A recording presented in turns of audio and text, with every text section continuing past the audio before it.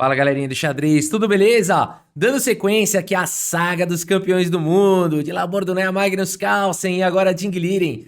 A gente tem essa partida aqui entre o alemão Adolf Anderssen. Já chegamos aqui na saga, falamos aqui bastante sobre ele e eu decidi mostrar mais uma partida aqui dele. A partida anterior foi a Evergreen, a chamada partida sempre viva do xadrez. E hoje a gente vai mostrar essa partida que chama A Imortal, né? A gente sempre chama de partidas imortais aquelas partidas que vão ficar sempre serão lembradas na história, seja pela sua beleza, pelos sacrifícios, né? Pela dificuldade, pela genialidade e tudo mais. São partidas que sempre serão lembradas, partidas eternizadas. Mas essa que a gente vai ver aqui agora, ela se chama A Imortal, a primeira imortal do xadrez, e ela de fato ficou para a história. E a gente tem aqui como adversária do Adolf Anderssen, que já estava sendo tido como o melhor jogador do mundo aqui na época, 1851. O adversário dele é o Lionel Adalbert Kizeritsky. O Kizeritsky, galera, ele era um jogador muito forte lá do Café de la Régence, ficava lá em Paris jogando no Café de la Régence. Já comentamos sobre esse café aqui na saga, que era um lugar onde ficavam ali os mestres da época, segundo Lasker, os mestres de segunda categoria. O que é isso? Não, os mestres conhecidos da época. E o Kizeritsky era conhecido como ser um dos grandes, um dos bambambãs lá do Café de la Régence. Ele inclusive jogava com peça a menos, com dama a menos, contra os jogadores, não contra os melhores do café, mas contra a maioria dos jogadores de lá. Então, um jogador e tanto aqui contra o Adolf Anderssen. E vamos dar uma olhada então. O Anderssen abre com o peão do rei E5 e aqui batata, né? O gambito do rei jogado aqui pelo Adolf Anderssen. Uma abertura que pode ser jogada ainda hoje em dia, apesar da gente ver com pouca frequência nos torneios de grandes mestres de alta categoria. E por F4, aceitando aí o gambito, e aqui bispo C4, uma variante bem ardida, porque ela permite o lance que foi jogado agora, dama H4 cheque, e você não pode cobrir esse cheque por conta do peão aqui em F4, então aqui tem que fazer um lance de rei, e aqui Adolf Anderssen segue com rei F1. Já viu o Kasparov jogar rei E2 no torneio?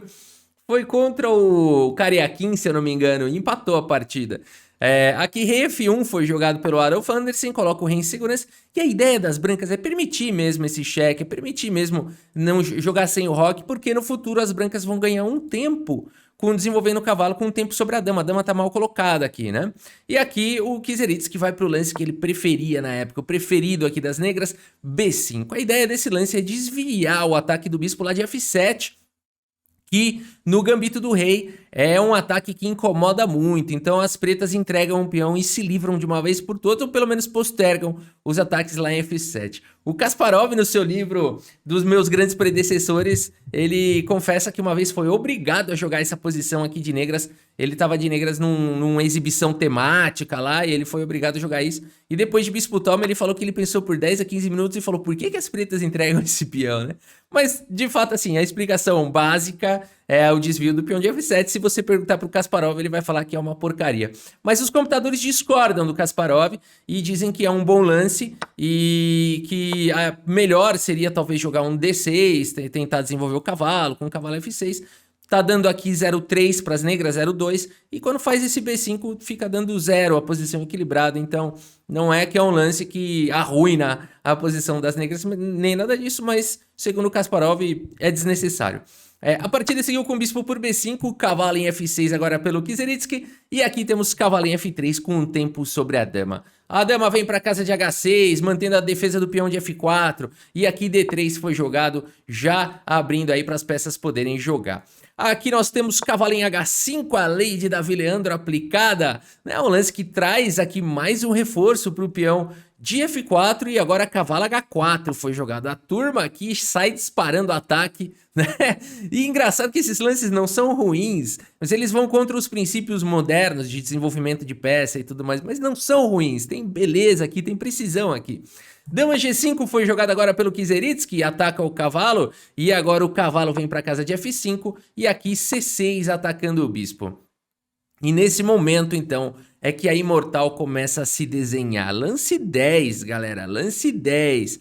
E aqui o Adolf Anderssen mostra a sua genialidade, a sua criatividade, e vai para o lance absolutamente incrível G4 aqui na posição.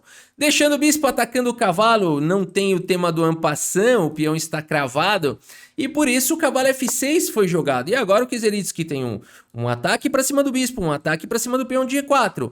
No entanto, a partida segue com o melhor lance da posição, torre G1. Aqui que realmente a gente começa a ver que tem algo de especial aqui nessa partida, né? O Adolf Anderssen entrega o bispo, agora a partida segue com C por B5, mas ele segue com H4. E essa dama tá meio encaixotada, essa dama tem problemas, só sobrou aqui a casa de G6, e agora H5 perseguindo a dama. Só sobrou a casa de G5, e agora dama em F3, prometendo jogar bispo por F4, ganhando a dama.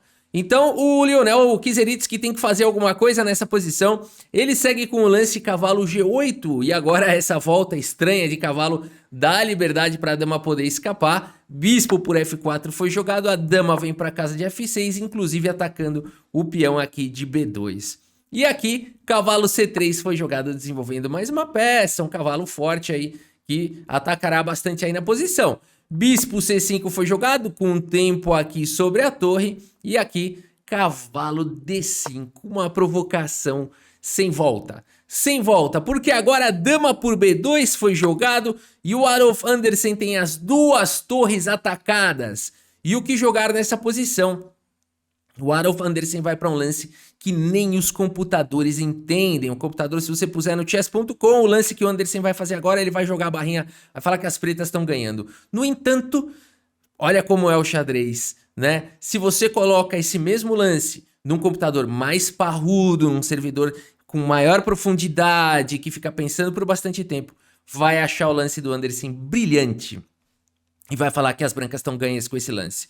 Então, o quanto ainda, a gente ainda vai ver disso, do computador falar que o lance é ruim e no fundo ser um lance genial. Olha a turma do rating 500 aí, a turma do rating 1000 agora se encheu de esperança, né? Eu sabia que eu tava certo o tempo todo, é o computador que não entende as minhas jogadas, né?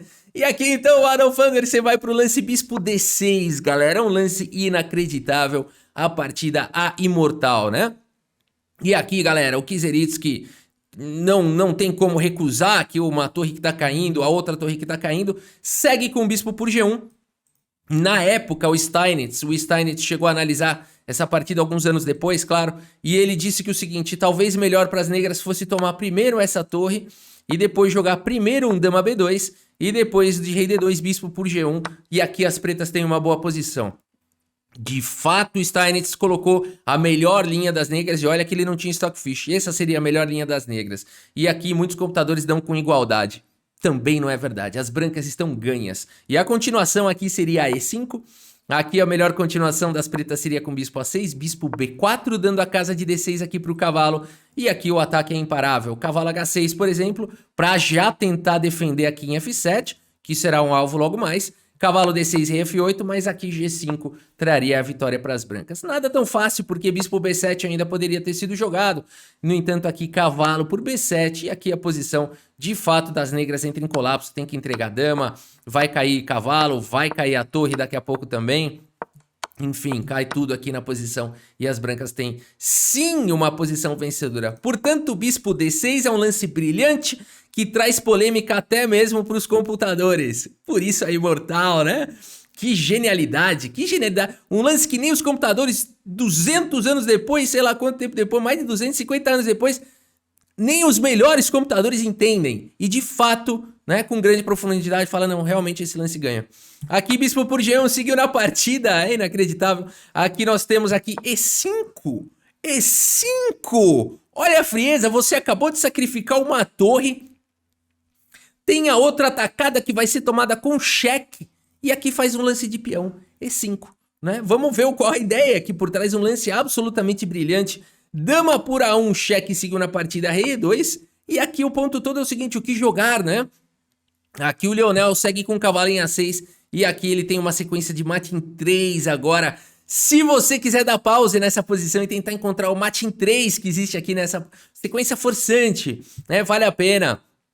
E daqui a pouco a gente volta então para ver se você acertou o mate em 3. O melhor lance das negras nessa posição teria sido o bispo A6, o lance mais resistente. No entanto, aqui de qualquer maneira, as brancas estariam ganhas. Com cavalo C7 cheque, cavalo por bispo e não por torre, cavalo por bispo e mantém a torre aqui atacada. E aqui dama C3 seria possível, melhor continuação seria bispo C7. Aqui teria que sacrificar a dama, qualquer outra continuação tá levando checkmate, ou seja, em E8 também tá levando sequência aqui de checkmate, não tem como evitar a dama por F7 na sequência. Portanto, aqui teria que sacrificar a dama, mas aí você fala, será que valeu a pena tudo isso? Porque as pretas têm algumas peças aí, né? Dá pra jogar aí 2 cavalos e torre contra a dama, esse cavalo aqui não tá jogando, né? Mas indo mais pra frente a gente vê que de fato a gente teria um final de torre e cavalo contra a dama que é jogável se não fosse a questão aqui desses peões das negras estarem fracos e eles vão caindo um por um aqui, né? Então precisamos fazer uma continuação aqui um pouco mais extensa para mostrar que de fato as brancas ficariam melhores, mais bispo A6 era o lance que traria mais resistência para as negras. Cavalo A6 foi jogado e eu espero que você tenha encontrado a sequência de mate em 3. Cavalo por G7 cheque, rei D8 forçado, e agora que é o X da questão. Como dá mate em 2 aqui, né? Olha que bonito. Dama em F6, a partida imortal, aqui fazendo o tema do desvio. E agora a casa de E7 vai ficar disponível para o bispo, que beleza, hein? E a gente tem esse belíssimo checkmate. Adolf Andersen sacrificou as 2 torres, sacrificou peças, sacrificou a dama e deu checkmate e nos presenteou com essa partida imortal, né? Esse é o Adolf Andersen, campeão aí, sem coroa, ainda não existia a FIDE, campeão aí mundial da história do xadrez. E a gente segue na nossa playlist a Saga dos Campeões do Mundo. Espero que você tenha gostado aqui da partida e do vídeo. Muito obrigado pela sua audiência, um grande abraço para todos vocês e até a próxima. Valeu!